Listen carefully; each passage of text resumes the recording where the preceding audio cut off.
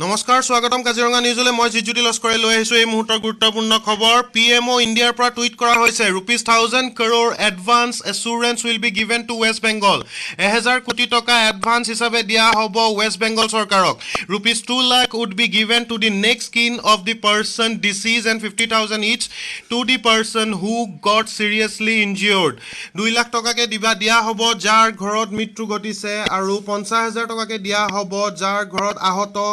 লোক আছে আৰু লগতে এটো জনাইছে যে ৰিহেবিলিটেশ্যন আৰু কনষ্ট্ৰাকচন আৰম্ভ কৰিব লাগে কেন্দ্ৰীয় চৰকাৰ সদায়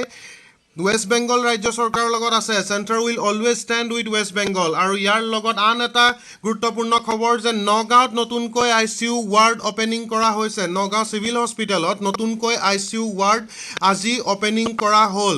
এই মন্তব্য কৰিছে এই তথ্য আমি পাইছো ডক্টৰ হিমন্ত বিশ্ব শৰ্মা ডাঙৰীয়াৰ টুইট যোগে আমাক জনাইছে যে নগাঁৱত নতুন আইচিইউ ওপেনিং কৰা হৈছে আৰু তেওঁৰ লগত উপস্থিত আছিল মাননীয় মন্ত্ৰী কেশৱ মহন্ত ডাঙৰীয়া মাননীয় বিধায়ক ৰূপক শৰ্মা ডাঙৰীয়া মাননীয় বিধায়ক আঙুৰলতা ডাঙৰীয়া আৰু লগতে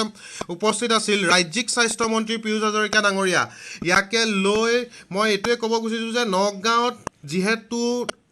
কোভিড-19 পজিটিভ ৰোগীৰ সংখ্যা বৃদ্ধি পাইছে নগাঁৱত আৰু লগতে অসমত মুঠ সংখ্যা 214 লৈকে বৃদ্ধি পাইছে আৰু ইয়াৰে 12 জন নগাঁৱৰ বুলি আমি জানিব পাইছো 12 জন ৰোগী নগাঁৱৰ বুলি আমি জানিব পাৰিছো আৰু তেওঁ কৈছে যে বাঢ়িব পাৰে এই সংখ্যা আৰু সেইভাবে নগাঁৱত নতুনকৈ আইচিইউ ৱাৰ্ড ওপেনিং কৰা হৈছে আপোনালোকে দেখিবলৈ পাইছে যে নগাঁৱত নতুনকৈ আইচিইউ ৱাৰ্ড ওপেনিং কৰা হৈছে নগাঁও সিভিল হস্পিটেলত যাতে নগাঁৱৰ ৰোগীক স্বাস্থ্যৰ বাবে ট্ৰিটমেন্টৰ বাবে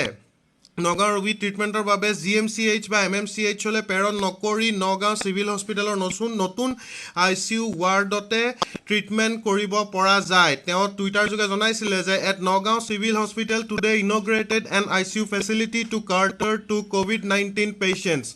তেওঁ এটো জনাইছে যে নগাঁৱত নতুনকৈ আজি ইনগ্ৰেট কৰিছো আমি আইচিইউ ফেচিলিটি যাতে কোভিড-19 পেশেন্টক আমি ট্ৰিটমেন্ট কৰিব পাৰো নগাঁৱতে আজিৰ এইকিটাই হল গুৰুত্বপূৰ্ণ খবৰ এতিয়াৰ যে নগাঁৱত নতুন আইচিইউ ৱাৰ্ড ওপেনিং আৰু কলকাতাত উপস্থিত হৈ পিএম মোদী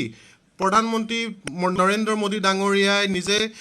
প্ৰত্যক্ষ কৰে য'ত তছনছ কৰা জেগাবোৰ আমফান ধুমুহাই তছনছ কৰা জেগাবোৰ আৰু তেওঁ 1000 কোটি টকা এডভান্স এছুৰেন্স হিচাপে ৱেষ্ট বেংগলক দিয়ে